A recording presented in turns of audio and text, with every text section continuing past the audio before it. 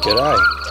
Marshall Cutters, Nutternine Ken, Wormer Ni Nurpa, Nurgil Thurgil, Boandick Man.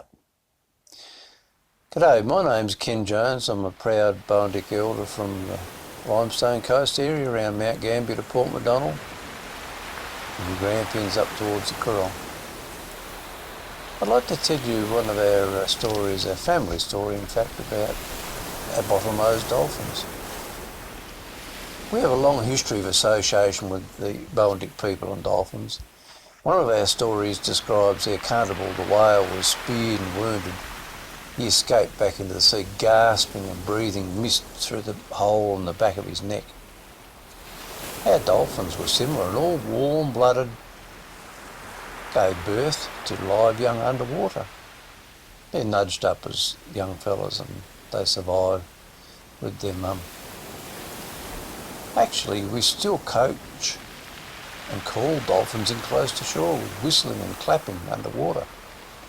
This long-term association was engaging in sharing of Tommy Ruffs thrown up on the sandy beach, scared by the dolphins. Active, healthy families, our bottlenose. They're often seen fishing in a family group or playing, surfing or migrating in huge mobs, travelling east. Well organised, they hunt for mullet, salmon, squid, cuttlefish and shellfish in shallow waters. Of course they have to watch out for predators including white pointer sharks, orca killer whales, fishermen's guns, harpoons and fishnets. Dolphins swim with tuna, mackerel, salmon and barracuda, sharing the pilchards and anchovies and baitfish. Also muttonbirds, albatross, petrels and gulls all join in the travelling circus with sea lions and even leatherback turtles.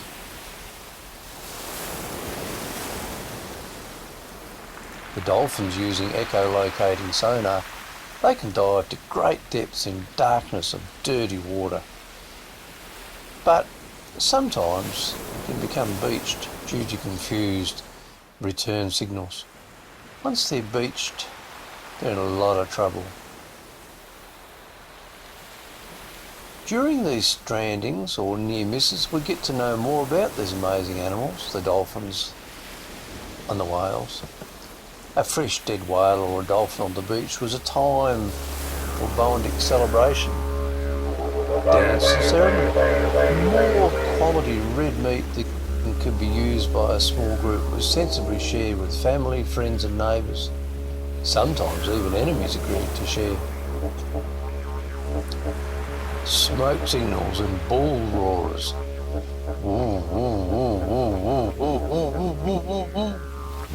was a message Sticks also told of the newfound bounty. Our fresh beach whale was butchered with flint knives and the dark red meat cooked on coals or hot rocks. The oily blubber was used as a medicinal fat.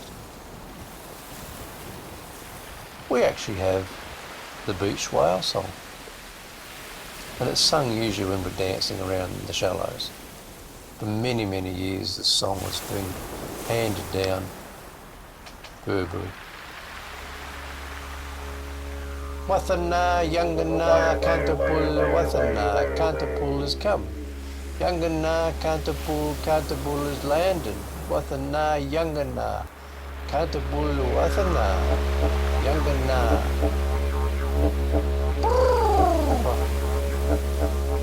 Ascending bubbles. Whoosh. The exhaled, hot, steamy breath. Yay! Celebration of the bounty.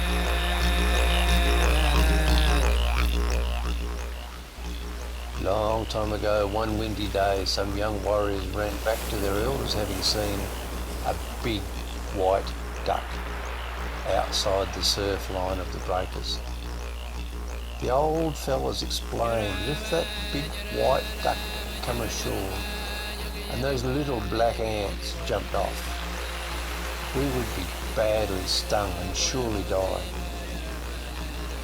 Later, they would suffer several of these landings, the first American whalers to inflict a lot of trouble for our people, stealing and raping the women and young girls, shooting all resisting angry braves, trading iron axes and knives for favours and fresh water.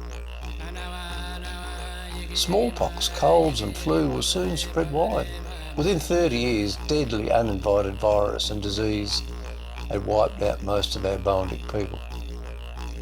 Separated from their loved ones, sick with fever, cold and shivering, severe depression, isolation and hunted like kangaroos, they could rally no resistance.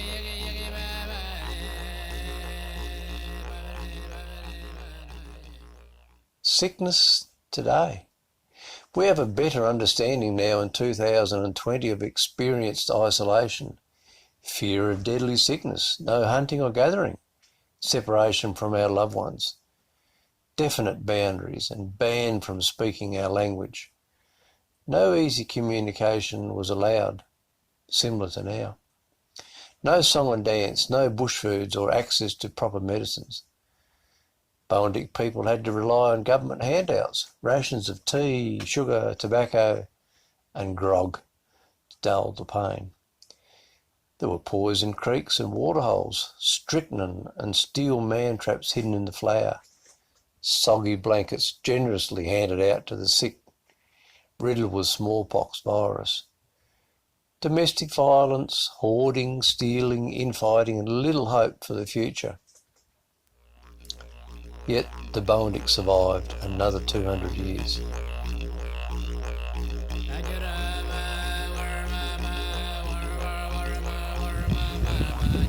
Ancient gum trees, the casts are there in flint as a reminder.